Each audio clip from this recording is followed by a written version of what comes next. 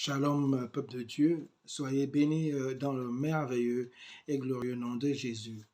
Je me réjouis une fois de plus aujourd'hui de pouvoir partager une vérité biblique avec vous. Mais avant de pouvoir aller à la lumière des Écritures, avant d'aller pouvoir partager avec vous ce que le Seigneur m'a mis à cœur, je vais prier. Seigneur, je veux te bénir, t'élever, te magnifier.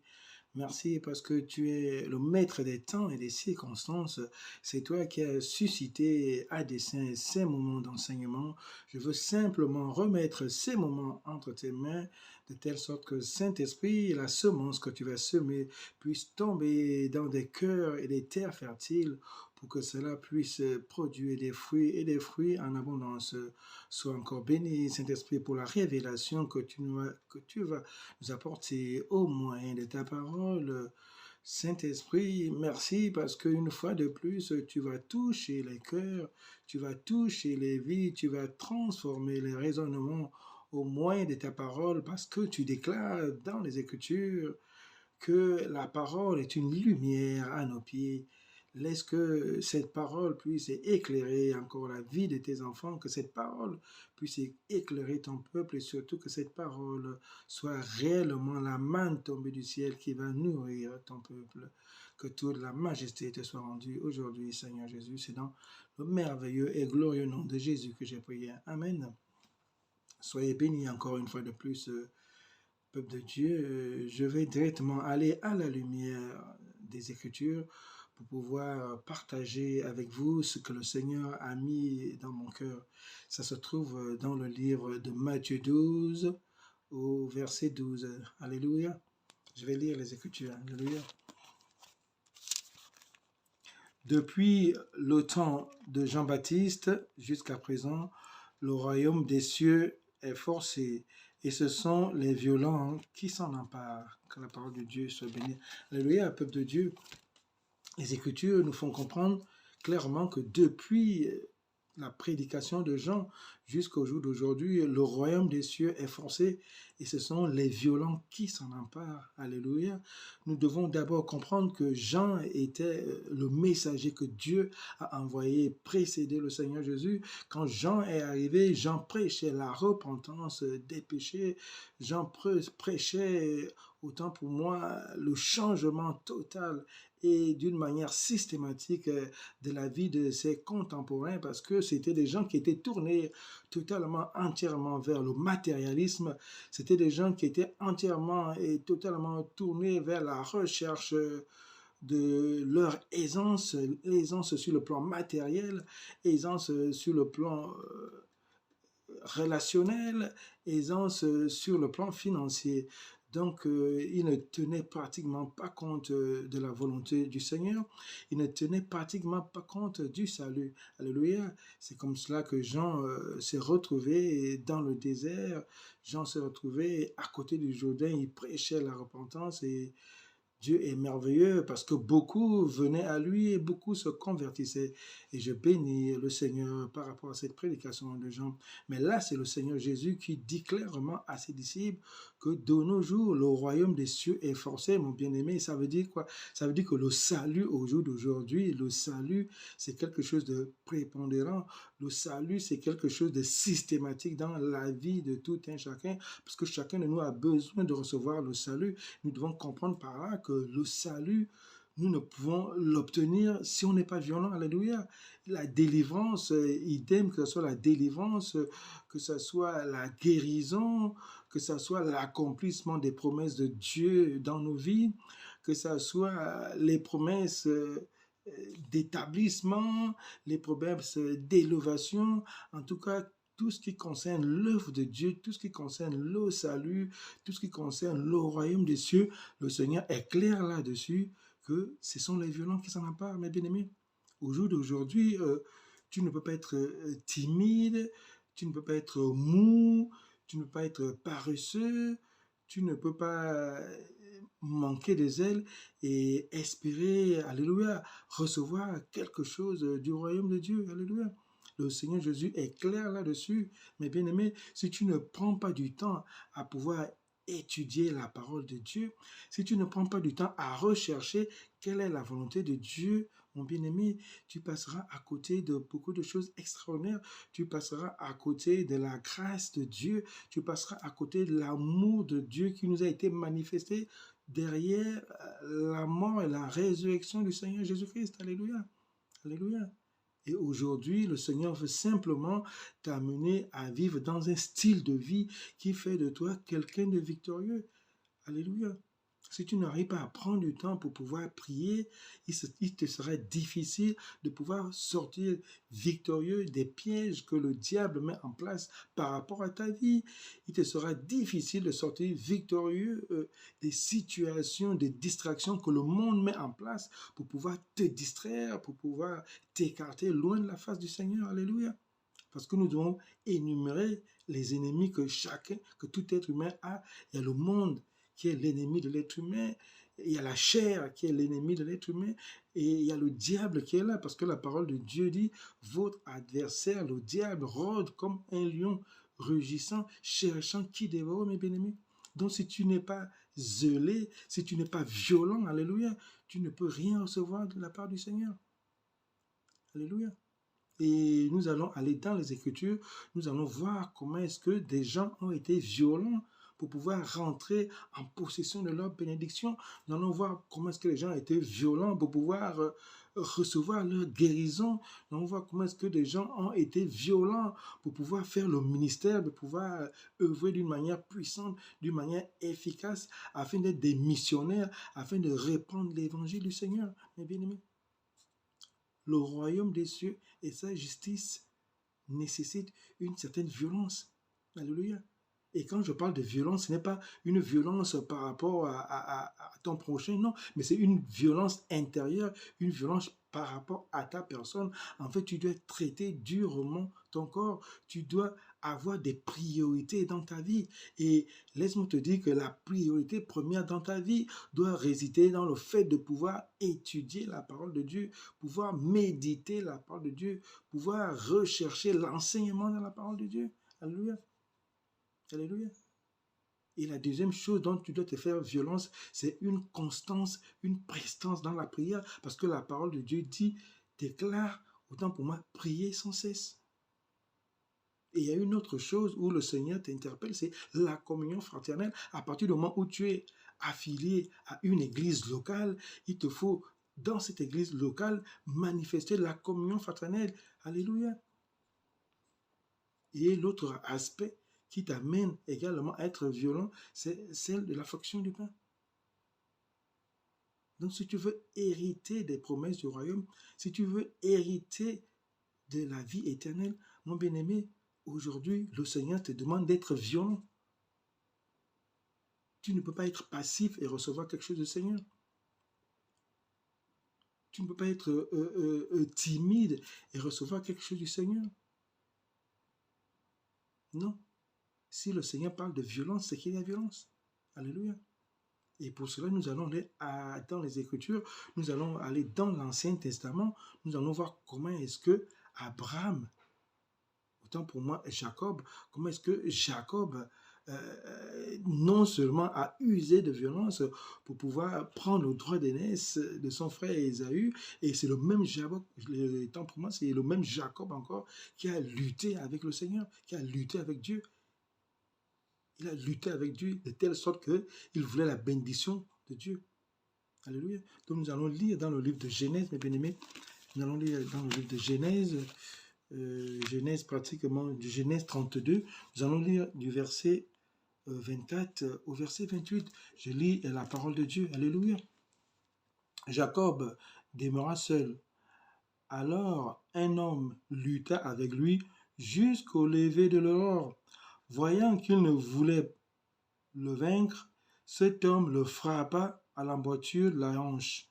Et l'emboîture de la hanche de Jacob se démit pendant qu'il luttait avec lui.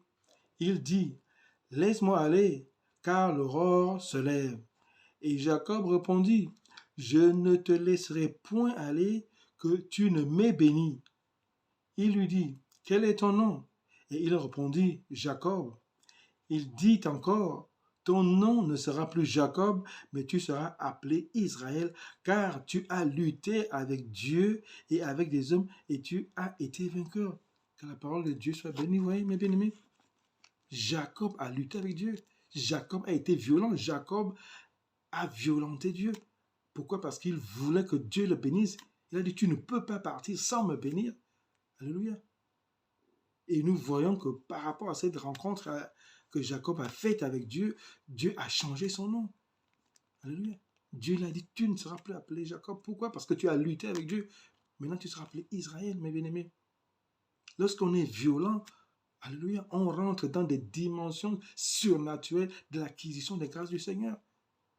Jacob est rentré dans une dimension surnaturelle parce que Dieu a été obligé d'impacter sa vie. Dieu a impacté son âme. Dieu a impacté tout son être. Alléluia. Regardez l'attitude violente que Jacob a eue. Jacob a dit, je ne te laisserai pas partir si tu ne me bénis. Oui, Seigneur, si tu ne me bénis pas, je te laisserai partir. Alléluia. N'est-ce pas merveilleux, lutter avec Dieu? N'est-ce pas merveilleux, la détermination qu'avait Jacob? Mais c'est cette détermination, autant pour moi, qui manque au jour d'aujourd'hui au peuple de Dieu. Nous prions d'une manière laxiste. Nous lisons la parole de Dieu d'une manière laxiste. Nous méditons d'une manière laxiste. En fait, on n'est plus conséquent, on n'est plus passionné, on n'est plus déterminé pour l'œuvre de Dieu. Mes bien-aimés, on assiste à nos réunions de prière d'une manière laxiste. Au culte, on vient d'une manière laxiste. Non, mes bien-aimés. Tout ce que nous faisons pour la gloire de Dieu, nous devons le faire avec passion, nous devons le faire avec détermination, nous devons le faire avec zèle. Alléluia. Sachant que le Seigneur est le rémunérateur de tous ceux qui le cherchent. Voyez un peu quelle a été l'attitude de Jacob. Et comme je vous l'ai dit tantôt, c'est le même Jacob qui, à cause des mains, a pris le doigt d'aînesse de son grand frère Ésaü. Vous voyez que pour le royaume de Dieu, il faut être déterminé. Pour le royaume de Dieu, il faut être conséquent dans la vie chrétienne, dans la marche chrétienne, dans la foi chrétienne. Alléluia. Alléluia.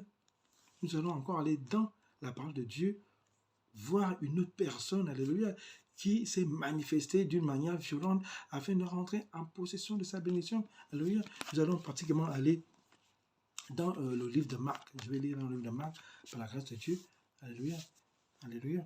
Donc, je vais lire le livre de Marc, Marc 2, à partir du verset 2 jusqu'au verset 14. C'est pratiquement l'histoire d'un paralyptique, alléluia, qui était amené par 4 hommes, qui étaient sûrement des hommes de sa famille. Ils savaient que Jésus se retrouvait dans une maison, et comme ils avaient entendu que Jésus, partout où il passait, il guérissait les malades, il faisait voir les aveugles, les sourds entendaient, les paralyptiques se mettaient debout et sautaient de joie. Alors ils ont pris leur paralyptique, ils se sont dit, on s'en va là où on nous a dit que Jésus se trouvait. Nous allons voir Jésus dans la maison où il était, sauf que mes bien-aimés, une fois qu'ils ont arrivé sur place, et comme Jésus traînait toujours des foules, il y avait les disciples, il y avait des foules, une multitude de personnes, ils ne pouvaient pas accéder dans la maison. Alléluia. Nous allons lire dans la parole de Dieu. Quelques jours après, Jésus revint à Capernaum. On apprit qu'il était à la maison. Et il s'assembla un si grand nombre de personnes que l'espace devant la porte ne pouvait plus les contenir. Il leur annonçait la parole.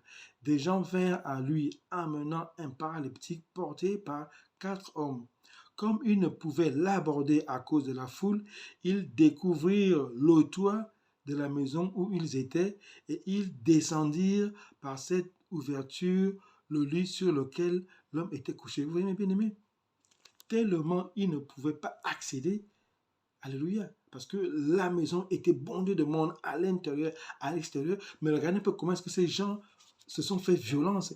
Ils sont montés, ils ont enlevé une partie du toit et à partir de là, ils ont glissé l'homme paralyptique sur le lit auquel il se trouvait. Et cet homme est tombé juste devant le Seigneur. Alléluia. Je continue à lire. Jésus, voyant leur foi, dit au paralyptique, « Mon enfant, tes péchés sont pardonnés. » il y avait là quelques scribes qui étaient assis et qui se disaient au-dedans d'eux, comment cet homme parle-t-il ainsi? Il blasphème. Qui peut pardonner les péchés si ce n'est Dieu seul? Alléluia. Jésus, ayant aussitôt connu par son esprit ce qu'ils pensaient au-dedans d'eux, leur dit, pourquoi avez-vous de telles pensées dans vos cœurs? Lequel est le plus aisé de dire au paralytique, tes péchés sont pardonnés, ou de dire, lève-toi, prends ton lit et marche. Or, afin que vous sachiez que le Fils de l'homme sur terre a le pouvoir de pardonner le péché, je te l'ordonne, dit au paralytique, lève-toi, prends ton lit et va dans ta maison. Et à l'instant, autant pour moi, il se leva, prit son lit et sortit à présence de tout le monde, de sorte qu'ils étaient tous dans l'étonnement et glorifiaient Dieu, disant, nous n'avons jamais rien vu de pareil. Alléluia, bien-aimés. Alléluia. Regardons une fois de plus.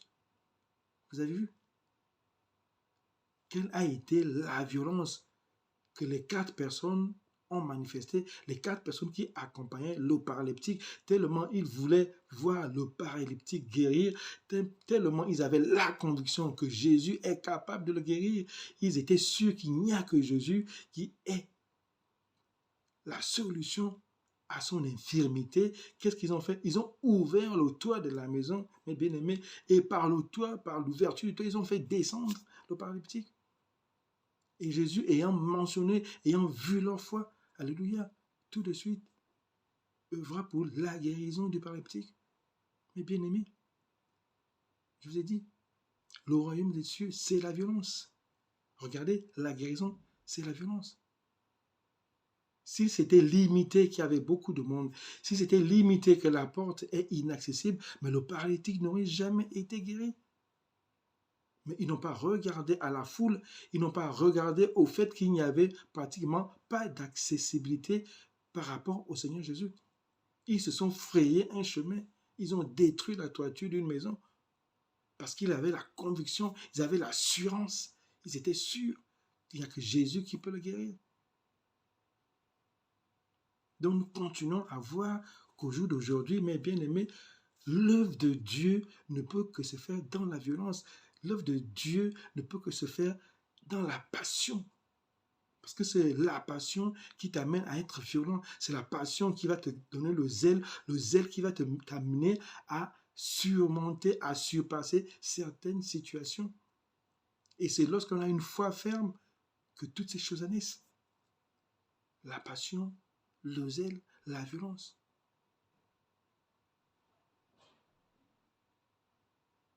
Au jour d'aujourd'hui, il y a des gens qui sont malades. Mon bien-aimé, au lieu de te lever dans le jeûne et la prière afin de pouvoir voir la guérison se manifester sur ton corps, non. Les gens deviennent tellement négligents, tellement paresseux. Alléluia. On ne croit même plus au principe de la guérison miraculeuse. Or que nous tous, nous savons que le Seigneur a si bien dit qu'il y a certains démons qui ne sortent pas le jeûne et la prière. Donc si un bien-aimé est retenu captif, lève-toi dans le jeûne, lève-toi dans la prière afin de pouvoir amener à la délivrance, à la guérison de ton bien-aimé. Les gens au jour d'aujourd'hui ne sont plus prêts à se sacrifier. Or que l'amour que Dieu nous a manifesté au travers de son Fils, c'était un amour sacrificiel. Dieu a sacrifié son Fils. Et nous également, au jour d'aujourd'hui, nous sommes dans la logique où nous devons nous sacrifier les uns pour les autres. Sacrifie ton temps pour prier pour l'autre. Sacrifie ton temps pour pouvoir aller évangéliser. Sacrifie ton temps pour pouvoir gagner des âmes. Sacrifie ton temps dans le jeûne et la prière pour permettre à Dieu de bâtir son temple. Sacrifie ton temps pour recevoir la révélation dans la parole du Seigneur, mon bien-aimé. C'est à cela que Dieu veut te voir. C'est là où Dieu t'attend. Alléluia. Il est vraiment merveilleux, notre Seigneur. Et je vais lire également dans 1 Corinthiens, pratiquement 1 Corinthiens 9, alléluia, au verset 23 et 27, nous allons voir, c'est l'apôtre Paul, mes bien-aimés. C'est l'apôtre Paul qui nous donne un exemple. C'est l'apôtre Paul qui nous donne un aperçu, comment est-ce qu'il a traité son corps. Alléluia. Je bénis le Seigneur pour cela. Il est merveilleux, l'apôtre Paul. C'est un exemple pour l'Église. C'est un exemple pour les enfants de Dieu. C'est un exemple au jour d'aujourd'hui. Alléluia. C'est dans 1 Corinthiens 9, je vais dire. 1 Corinthiens 9 à partir du verset 23. Le Seigneur est merveilleux. Alléluia. Je vous lis la parole de Dieu. Je fais tout à cause de l'Évangile, afin d'y avoir part. Ne savez-vous pas que ceux qui courent dans le stade courent tous, mais qu'un seul remporte le prix? Courez de manière à remporter le prix. Bien-aimé, l'apôtre Paul, au jour d'aujourd'hui, t'amène à comprendre que le royaume de Dieu, c'est comme une course. Alléluia. C'est comme une course.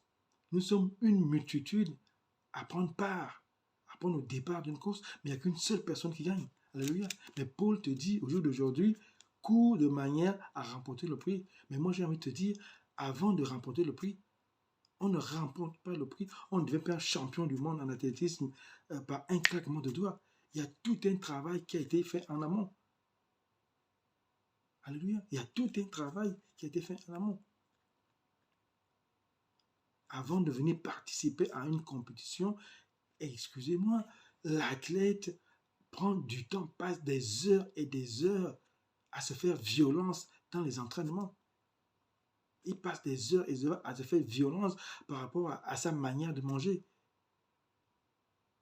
Il est suivi par des diététiciens. Il ne mange plus n'importe comment. Il ne mange plus n'importe quoi. Alléluia. Et il passe des heures et des heures à s'entraîner. Donc, il traite durement son corps.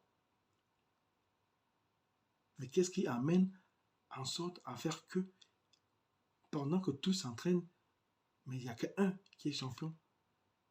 Mais c'est la détermination. La détermination que les uns et les autres manifestent lors de leurs entraînements, le sérieux qu'ils manifestent lors de leurs entraînements conduit systématiquement à remporter le prix.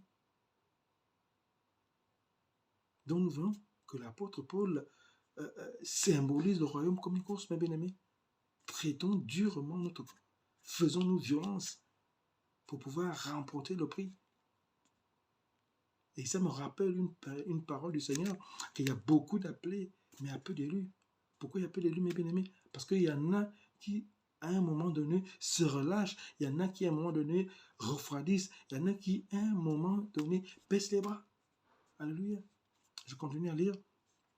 Tous ceux qui combattent s'imposent toute espèce d'abstinence, et ils le font pour obtenir une couronne corruptible. Mais nous, faisons-le pour une couronne incorruptible. Idem. Lorsqu'on va au combat, c'est la même chose. Les armées en amont s'entraînent toujours. Les armées en amont mettent en place une multitude de situations contraignantes. Pourquoi? Parce qu'ils veulent être performants à la guerre. Alléluia. Mais Paul le dit, ok, c'est pour une situation corruptible, mais nous faisons-le pour la gloire du royaume. Privons-nous. Prive-toi. Prends des moments à part, rachète le temps, car les jours sont mauvais, rachète le temps pour écouter Dieu, rachète le temps pour créer une communion avec Dieu, rachète le temps pour pouvoir jeûner, rachète le temps pour pouvoir évangéliser, rachète le temps pour pouvoir gagner les âmes, rachète le temps pour pouvoir prier pour les malades, rachète le temps, mes bien-aimés. C'est ça, fais-toi violence. Quand le Seigneur parle de violence, c'est une violence interne, fais-toi violence. Tu es un canal par lequel le Seigneur veut manifester ta gloire. Et pour cela, fais-toi violence, mes bien-aimés. Fais-toi violence. Alléluia. Je continue. Moi donc, je cours, non pas comme à l'aventure. Je frappe, non comme battant l'air. Mais je traite durement mon corps et je le tiens assujetti de peur d'être moi-même rejeté après avoir prêché aux autres. Alléluia.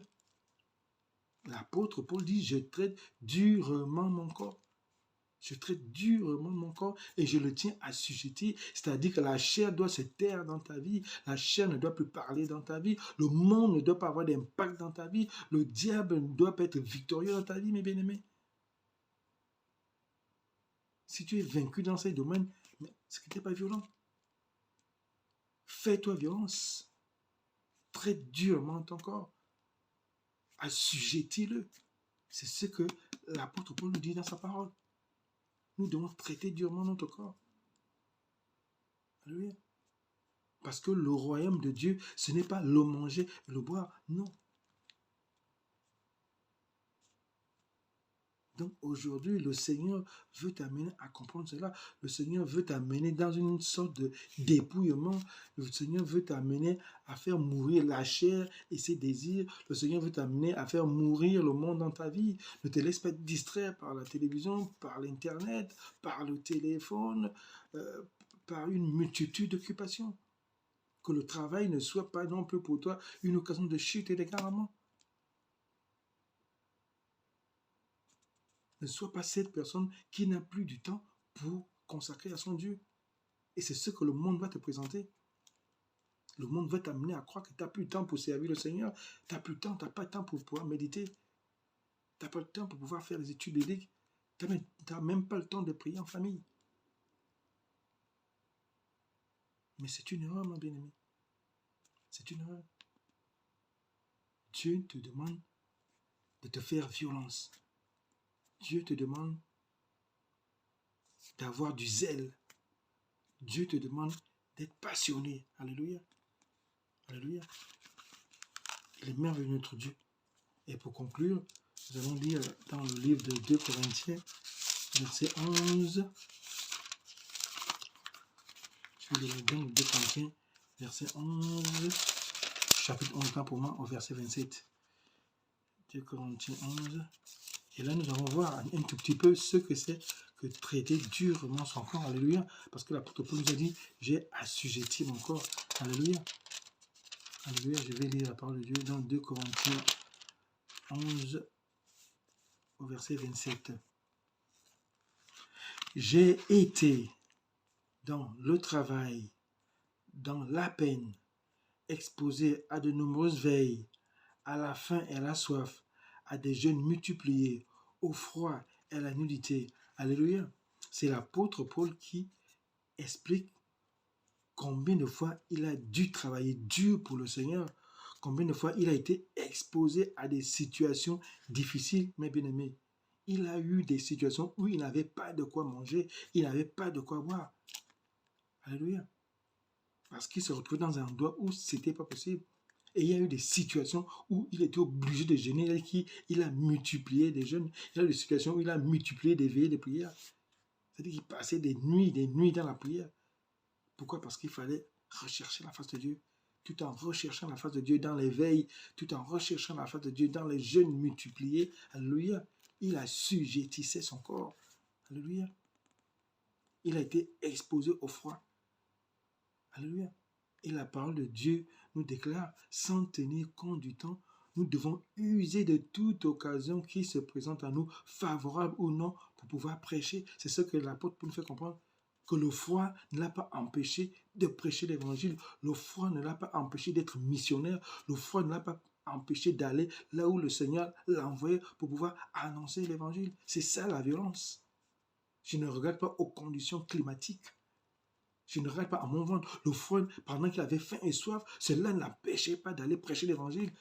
C'est-à-dire que les circonstances n'avaient plus d'impact dans ta vie. Les circonstances ne doivent pas avoir d'impact quand il s'agit de prêcher le royaume de Dieu, quand il s'agit d'annoncer l'amour de Dieu, quand il s'agit de proclamer l'évangile, mes bien-aimés.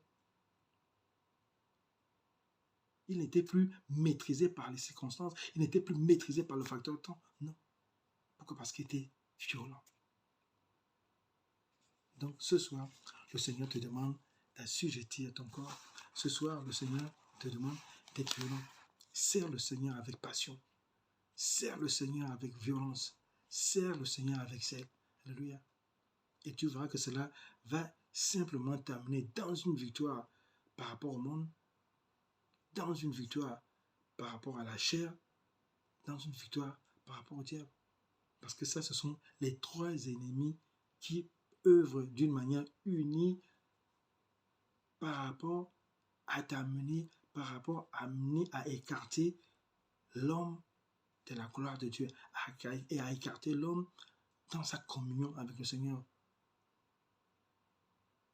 Le monde met en place des distractions, le monde met en place des situations qui vont t'amener loin de la face du Seigneur. Idem, ta chair t'amènera toujours à œuvrer contre la volonté de Dieu. Parce que la parole de Dieu est claire là-dessus, que la chair a des désirs contraires à ceux de l'esprit et inversement. Idem le diable. Le diable viendra te persécuter dans les pensées, vient te persécuter dans la chair, vient te persécuter dans l'âme, mes bien-aimés. Mais si tu es zélé à méditer la parole, tu vas le vaincre comme le Seigneur l'a vaincu. Le Seigneur Jésus a vaincu le monde. Le Seigneur Jésus a vaincu la chair. Le Seigneur Jésus a vaincu le diable. Et toi qui m'écoutes au jour d'aujourd'hui, si tu n'as pas reçu le Seigneur Jésus, je veux que tu fasses cette prière avec moi. Pour que toi aussi tu rentres dans la logique où tu dois recevoir la puissance de Dieu qui est manifestée au travers de son Saint-Esprit pour t'amener à œuvrer avec violence pour le royaume de Dieu. Si tu n'as pas reçu Jésus dans ta vie, fais cette prière avec moi. Seigneur Jésus, je te bénis, je te rends grâce. Merci pour cette parole que tu m'as amené à comprendre aujourd'hui. Merci parce que je comprends maintenant que le royaume des cieux est réservé pour les violents. C'est vrai que j'ai mené ma vie selon les penchants de mon cœur. J'ai mené ma vie selon mes projets, mes ambitions. Et maintenant que tu m'as fait comprendre que le salut, maintenant que tu m'as fait comprendre que l'œuvre glorieuse de la croix qui a été manifestée par Jésus est un acte d'amour pour me réconcilier avec toi.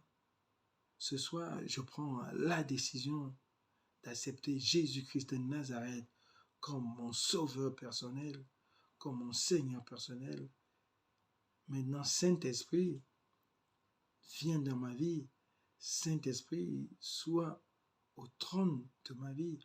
Saint-Esprit, amène-moi maintenant à rechercher premièrement le royaume de Dieu et sa justice. Merci Père, parce que mon nom est inscrit dans le livre de vie. Merci Père, parce que je fais partie maintenant de tes élus. Merci Père, parce que je suis justifié. Merci Père, parce que maintenant je suis dans ta faveur. Que la gloire te soit rendue, que l'honneur te soit rendu. C'est dans le merveilleux nom de Jésus que nous avons prié.